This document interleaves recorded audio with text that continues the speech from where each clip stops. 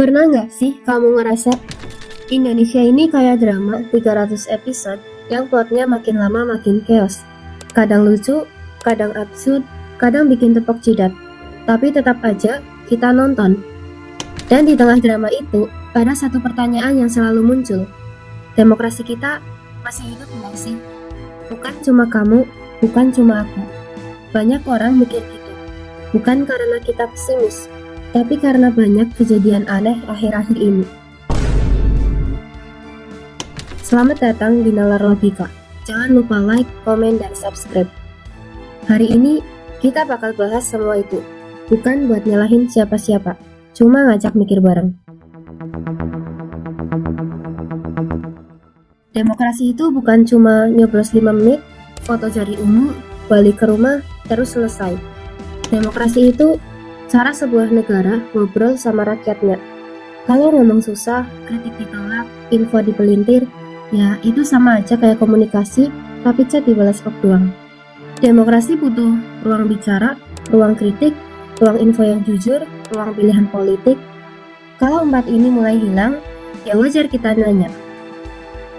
Oke, mari kita langsung masuk ke cerita-cerita dari negeri plus 62 ini. Kita mulai dari yang paling relate. Pemilu 2024 itu rame. Tapi jujur aja, banyak orang ngerasa ada yang ganjil.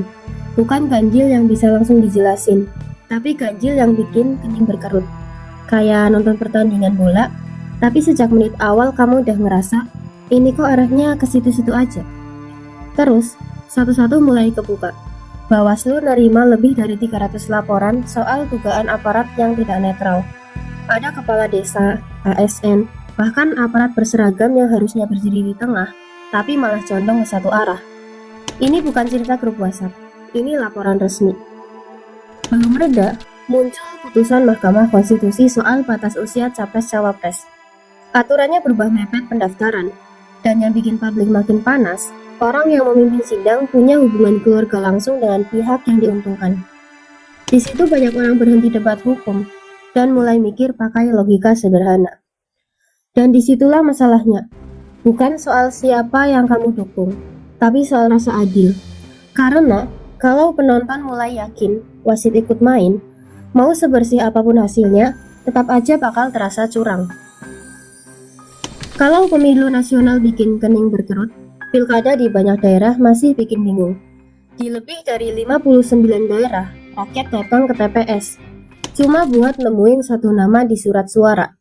Nggak salah aturan, tapi rasanya aneh. Kayak ditanya pendapat, tapi jawabannya udah disiapin. Secara teori ada kota kosong, tapi kita semua tahu itu bukan tandingan yang seimbang. Pilkada yang harusnya jadi ajang adu program malah berubah jadi formalitas. Datang, nyoblos, pulang, selesai. Kenapa bisa begini? Karena politik lokal mahal banget. Buat maju, kamu butuh uang besar, restu partai, dan jaringan elit. Kalau kamu pintar tapi nggak punya modal, ya mentok di pinggir lapangan. Akhirnya yang tampil itu lagi dan itu lagi. Pelan-pelan demokrasi jadi miskin pilihan. Bukan karena nggak ada orang hebat, tapi karena sistemnya cuma ramah buat yang punya akses. Dulu, KPK itu nama yang bikin pejabat deg-degan. OTT datang tiba-tiba. Tapi setelah UU KPK direvisi tahun 2019, suasananya berubah pelan-pelan. Kewenangan dipersempit, penyadapan harus izin, dibentuk Dewan Pengawas, dan pegawai dipaksa ikut. Tes wawasan kebangsaan yang hasilnya bikin banyak orang geleng kepala, penyidik berpengalaman tersingkir, yang justru dikenal berintegritas. Dampaknya kelihatan jelas. Indeks persepsi korupsi Indonesia turun 40 ke 34 dalam beberapa tahun. Di saat yang sama, kasus besar dengan kerugian triliunan malah bermunculan. KPK masih berdiri, tapi efek kejutnya hilang. Kayak alarm yang masih bunyi, tapi udah nggak bikin orang bangun. UU Cipta Kerja datang dengan janji manis. Investasi lancar, lapangan kerja terbuka, tapi dari awal prosesnya bikin orang curiga. Draftnya berubah-ubah, halamannya beda-beda, bahkan ada salah ketik serius. Undang-undang setebal itu dibahas kilat. Di tengah pandemi dengan ruang diskusi yang minim, buruh turun ke jalan, mahasiswa bergerak, akademisi protes, semua ramai, tapi kereta tetap jalan. Akhirnya, MK bilang, ini inkonstitusional bersyarat. Masalahnya bukan cuma isinya, tapi cara bikinnya. Alih-alih rem dan evaluasi, undang-undang itu justru disahkan ulang. Di situ publik belajar satu hal pahit. Kalau hukum dibuat terlalu ngebut, yang kelindes biasanya rakyat. Nama Rempang mendadak muncul di mana-mana. Akhir 2023. Katanya mau dibangun kawasan industri raksasa. Nilainya sampai 11,5 miliar USD.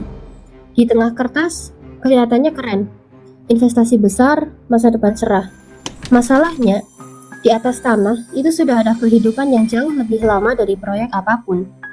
Ada 16 kampung tua di Melayu di Rempang. Warganya hidup turun-temurun, bukan numpang sebentar.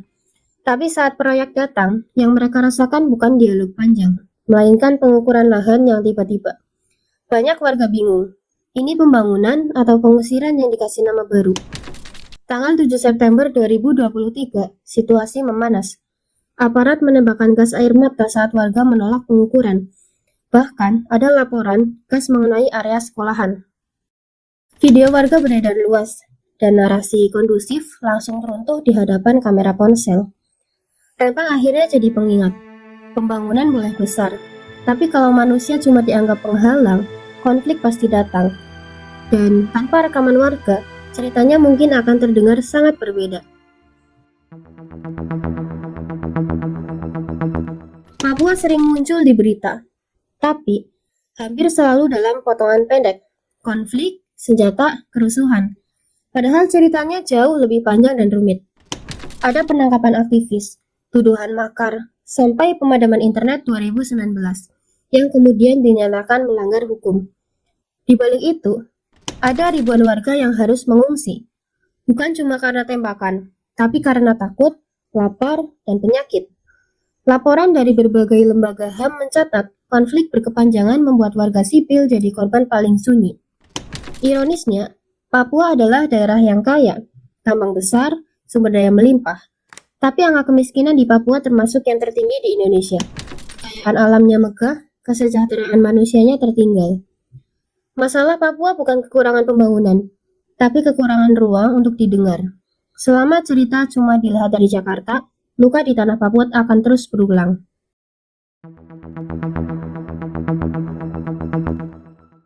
Jurnalis itu tugasnya ngasih tahu kita apa yang sebenarnya terjadi. Tapi di Indonesia, pekerjaan itu sering datang dengan resiko.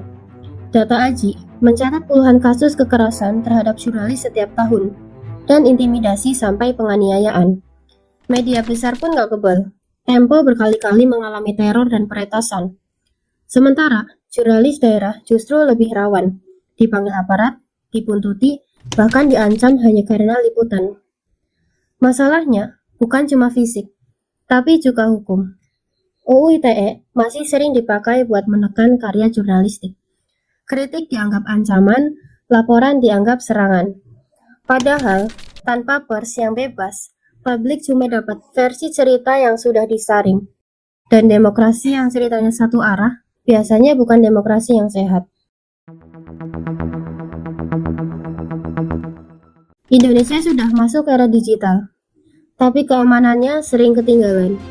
Data BPJS, SIM card, paspor, KPU sampai pajak pernah bocor. Jumlahnya ratusan juta data, dan hampir semuanya dijual bebas di forum gelap. Pola ceritanya selalu sama. Data bocor, publik marah, pemerintah jadi evaluasi, lalu sunyi. Jarang ada kejelasan siapa yang bertanggung jawab, apalagi sanksi tegas. Di saat yang sama, negara makin rajin mengumpulkan data dan memperluas pengawasan digital. Internet Papua pernah diputus, dan belakangan dinyatakan melanggar hukum. Ironis, data rakyat bocor, tapi rakyat justru diawasi. Akhirnya, kita hidup di rumah yang dindingnya transparan. Tidak ada pintu, privasi hilang, rasa aman ikut menguap. Kalau kamu ngerasa ekonomi cuma muter di orang-orang tertentu, itu bukan perasaan doang. Riset ekonomi menunjukkan sekitar 2% penduduk Indonesia menguasai lebih dari separuh kekayaan nasional. Dan banyak dari mereka punya jalur langsung ke politik. Uang besar bikin segalanya lebih cepat. Izin proyek, regulasi, sementara pelaku kecil harus antri panjang. Tambang dan sawit menghasilkan triliunan, tapi desa di sekitarnya tetap miskin. Media pun banyak dimiliki oleh kelompok ekonomi yang sama. Jadi wajar kalau sebagian isu dibesar-besarkan. Sementara yang lain tenggelam. Bukan karena nggak penting, tapi karena nggak menguntungkan. Ketika uang terlalu dekat dengan kekuasaan, demokrasi berubah menjadi arena eksklusif. Yang main bukan yang paling mampu, tapi yang paling kuat modalnya. Pada akhirnya, demokrasi cuma berdiri di satu fondasi yang sangat sederhana. Hak kita untuk menentukan masa depan bersama, hak untuk memilih, mengkritik, setuju atau tidak setuju, ikut menentukan arah negara yang kita tinggali. Hak itu mungkin sering terasa remeh, tapi kalau hilang, harga yang harus dibayar jauh lebih mahal dari yang bisa kita bayangkan. Jadi, kalau ada yang bilang demokrasi Indonesia sudah mati, bilang balik, belum. Dia cuma lagi butuh oksigen. Oksigen datang dari kita. Selama kita nggak menyerah, nggak diam, nggak pasrah, demokrasi masih punya peluang sembuh. Dan masa depan itu bukan hadiah dari penguasa. Itu hasil dari rakyat yang nggak berhenti menjaga. Demokrasi kita belum mati. Dia cuma butuh kita, dan tugas itu nggak boleh hilang.